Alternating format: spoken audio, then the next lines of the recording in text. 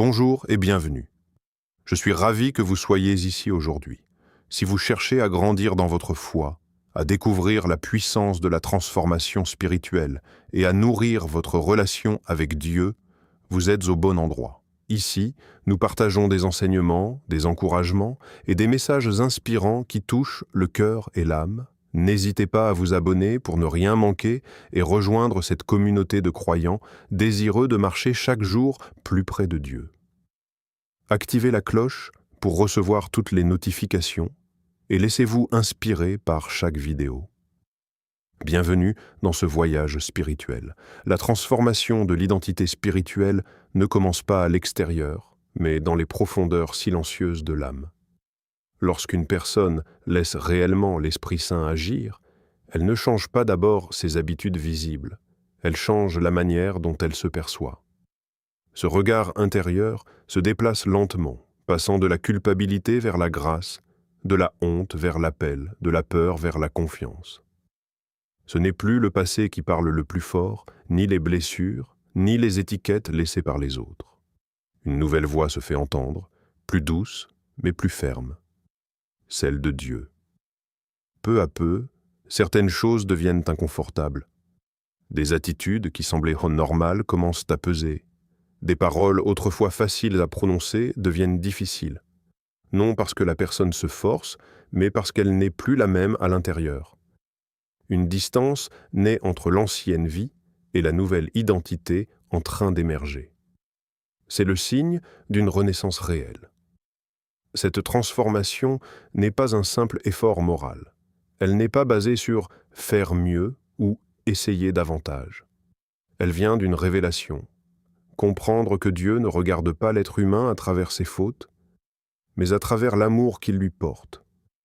Et lorsque cette vérité s'installe, elle redéfinit tout. On cesse progressivement de se définir par ses échecs, ses manques ou ses erreurs passées. On commence à se définir par l'appel, la promesse et la présence de Dieu. Une conscience nouvelle se forme. Elle apporte une sensation étrange mais profonde, celle d'être renouvelé sans avoir changé de corps, d'être différent sans avoir quitté sa vie. On réalise que l'identité spirituelle n'est pas construite par les circonstances, mais révélée par la relation avec Dieu.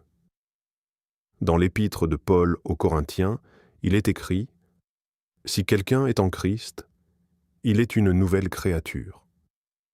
Les choses anciennes sont passées, voici, toutes choses sont devenues nouvelles. » 2 Corinthiens 5, 17. Cette parole ne parle pas d'un changement superficiel, mais d'une redéfinition totale de l'être.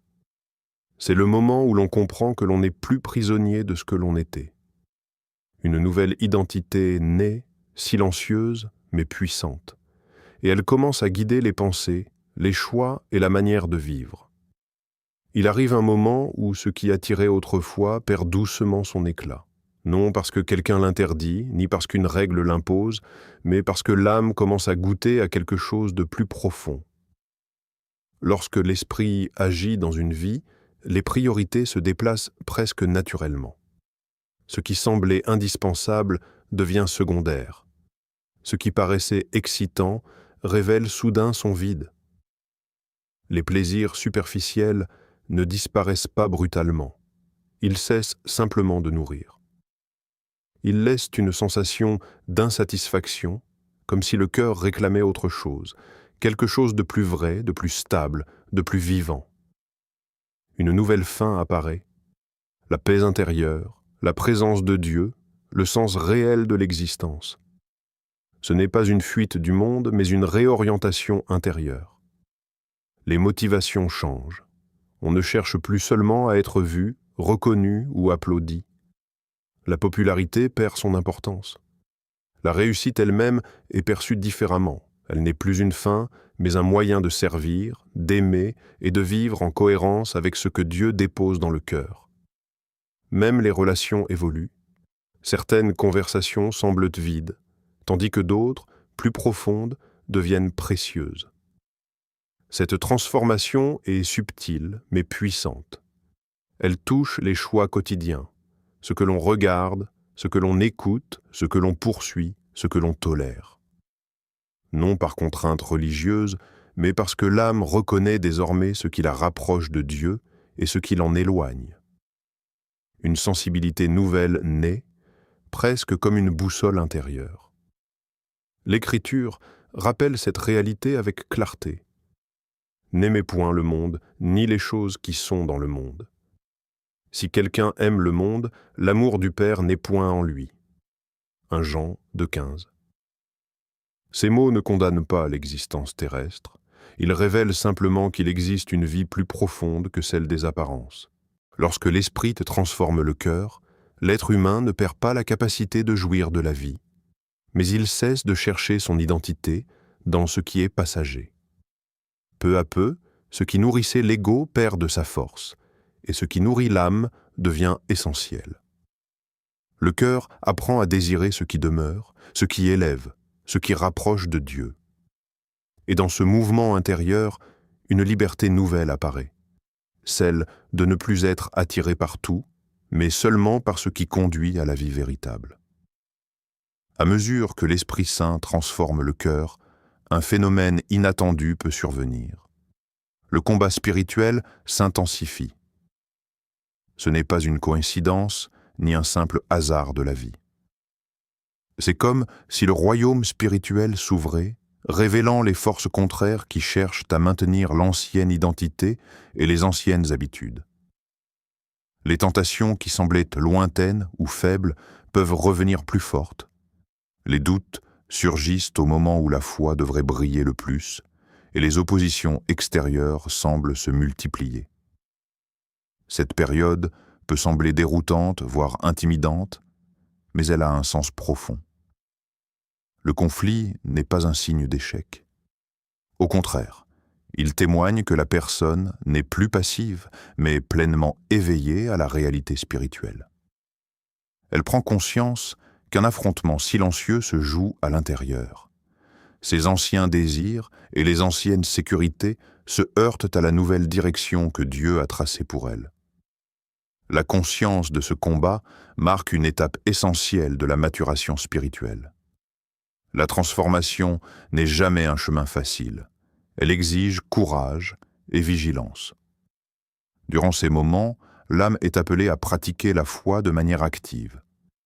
Les prières deviennent plus personnelles, le discernement plus nécessaire et la persévérance une vertu indispensable. Chaque choix devient un acte de fidélité à Dieu, chaque pensée doit être alignée avec la vérité spirituelle plutôt qu'avec l'ancienne nature. Le combat intensifie la clarté intérieure, ce qui était auparavant toléré devient inacceptable, ce qui était obscur devient lumière, et chaque victoire, même petite, forge la résilience. L'Écriture évoque ce combat avec précision. Revêtez-vous de toute l'armure de Dieu, afin de pouvoir tenir ferme contre les ruses du diable. Éphésiens 6:11.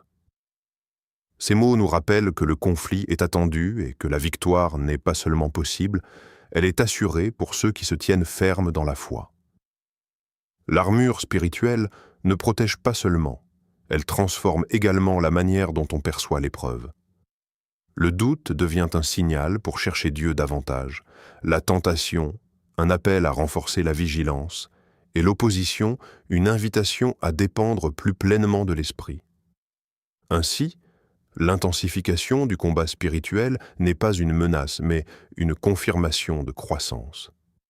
Chaque affrontement, chaque résistance, chaque tentation surmontée façonne l'âme et la prépare à une maturité plus profonde, révélant progressivement la force et la liberté que seule une vie réellement transformée par Dieu peut connaître.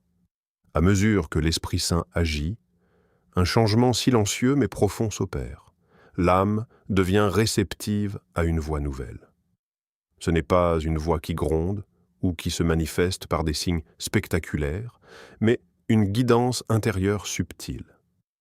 Elle peut se présenter comme une conviction ferme, une intuition précise, une paix qui enveloppe le cœur, ou même un avertissement doux mais persistant. Reconnaître cette voix demande de l'attention et du discernement.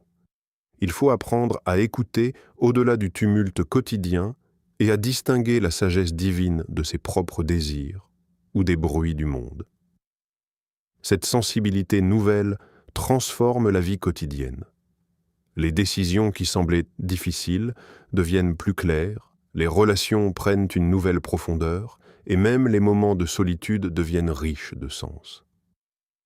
Le monde extérieur perd progressivement son emprise sur l'âme. Ce qui autrefois captait toute l'attention devient secondaire, tandis que l'appel intérieur, discret mais puissant, prend toute sa place. L'esprit enseigne à faire confiance à cette voie, même lorsque les circonstances semblent confuses ou contraires à la logique humaine. La conscience spirituelle s'affine, et avec elle, la capacité de percevoir la présence de Dieu dans chaque situation. Les prières deviennent plus qu'une habitude. Elles deviennent une conversation vivante où l'âme apprend à répondre, à recevoir et à agir selon la guidance divine. Cette intimité apporte une paix profonde, souvent incompréhensible pour ceux qui ne vivent pas cette relation. Elle rassure dans l'incertitude, éclaire dans la confusion et encourage à marcher avec assurance, même sur des chemins inconnus. Comme l'exprime l'apôtre Paul dans sa lettre aux Corinthiens, « Si quelqu'un a l'Esprit de Dieu, il discerne toutes choses. Lui-même n'est discerné par personne. » 1 Corinthiens 2,15. Ce verset rappelle que l'Esprit ouvre une perception unique, un discernement intérieur qui dépasse l'entendement humain. La voix de Dieu devient alors un guide sûr, une lumière qui éclaire le chemin, une présence constante qui transforme progressivement la manière de penser, de ressentir et d'agir. La sensibilité spirituelle n'est pas une simple capacité, c'est un mode de vie, un éveil constant à la direction de Dieu qui façonne chaque décision et chaque instant de la vie quotidienne. Lorsque l'Esprit Saint agit profondément dans une vie, la transformation ne se limite pas à fuir le mal ou à éviter les pièges du monde. Elle engendre un désir intérieur puissant et sincère, celui de vivre en communion avec Dieu. La prière cesse d'être un simple devoir ou une habitude, elle devient une respiration, un besoin vital, la méditation sur la parole, la contemplation silencieuse et la recherche spirituelle prennent une place naturelle et prioritaire. La vie spirituelle n'est plus un ensemble de règles à suivre, mais une dynamique de cœur qui aspire à refléter le caractère de Dieu dans chaque pensée et chaque action. Cette attirance vers la sainteté modifie profondément la perception de la vie quotidienne. Les choix, les paroles et même les pensées sont réévalués à la lumière de la relation avec le divin. Ce qui autrefois semblait acceptable ou séduisant peut maintenant sembler vide, tandis que tout ce qui nourrit l'âme et rapproche de Dieu devient désirable et précieux. La personne ne se contente plus de vivre selon des normes extérieures, elle aspire à une transformation intérieure, à un alignement véritable avec la justice, l'amour et la bonté divine. Cette transformation crée aussi une forme de discernement naturel. La proximité avec Dieu entraîne une sensibilité aux influences spirituelles, aux conversations et aux environnements. Ce n'est pas un jugement envers les autres, mais une capacité à choisir ce qui favorise la croissance intérieure et la pureté du cœur. La distance ressentie face à ce qui éloigne de Dieu devient une protection douce mais efficace, tandis que l'attraction vers le divin devient un moteur de joie, de paix et de plénitude. Comme le dit l'Écriture dans le livre des Psaumes, « Comme le cerf soupire après les courants d'eau, ainsi mon âme soupire après toi, ô Dieu. » Psaume 42, 2. Cette image traduit parfaitement la soif spirituelle qui naît lorsqu'une personne est attirée vers la sainteté. Ce n'est plus une obligation, mais un désir naturel, un élan de l'âme vers ce qui est pur, bon et éternel. La proximité avec Dieu devient le centre de la vie intérieure, transformant la manière de penser, de ressentir et d'agir, et donnant naissance à une existence où chaque moment peut refléter la lumière divine. Avec l'action de l'Esprit Saint, une transformation subtile mais puissante s'opère dans le cœur. La peur cesse de régner, non pas parce qu'elle disparaît complètement, mais parce qu'elle perd sa capacité à contrôler les pensées et les actions. L'âme apprend à parler avec conviction, non pas pour imposer son point de vue, mais pour refléter la vérité intérieure qui vient de Dieu. Cette assurance spirituelle n'est pas le fruit d'un effort humain ni d'une confiance en soi, mais une force transmise par l'Esprit, qui aligne les paroles, les choix et les comportements sur la volonté divine. L'individu commence à défendre ce qui est juste, à témoigner de sa foi et à vivre de manière cohérente avec ses convictions spirituelles. Les décisions ne sont plus influencées par la peur, la pression sociale ou le doute, mais guidées par une connaissance intime de l'esprit et de la direction divine. Même dans les situations difficiles, cette autorité intérieure permet de rester ferme, claire et apaisée, car elle ne dépend pas des circonstances extérieures. Chaque parole prononcée, chaque geste posé, prend une dimension nouvelle. Elle devient un reflet de l'autorité spirituelle reçue de Dieu.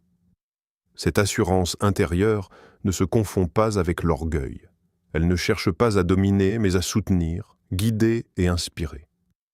Les autres perçoivent cette force tranquille, cette clarté dans la parole et dans l'action, et cela devient un témoignage vivant de la puissance de la transformation divine. La vie elle-même devient un canal par lequel Dieu manifeste son autorité et sa sagesse, influençant positivement ceux qui croisent ce chemin. Paul exprime magnifiquement cette dynamique dans sa lettre aux Éphésiens. « Soyez forts dans le Seigneur et dans la puissance de sa force. » Éphésiens 6:10. Ces mots ne parlent pas d'une puissance humaine ou d'une domination extérieure, mais d'une force spirituelle qui transforme l'intérieur, permettant de parler, agir et décider avec assurance. Lorsque cette autorité se développe, elle devient un outil de leadership spirituel, de guidance et d'inspiration, non pas par orgueil, mais par la vérité et la cohérence avec Dieu.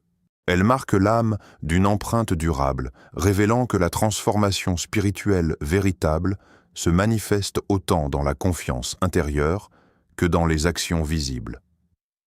La transformation spirituelle atteint son point culminant lorsqu'une mort intérieure se produit, l'ancien soi, avec ses illusions, ses désirs égoïstes et ses ambitions centrées sur soi, doit disparaître pour laisser place à une vie nouvelle.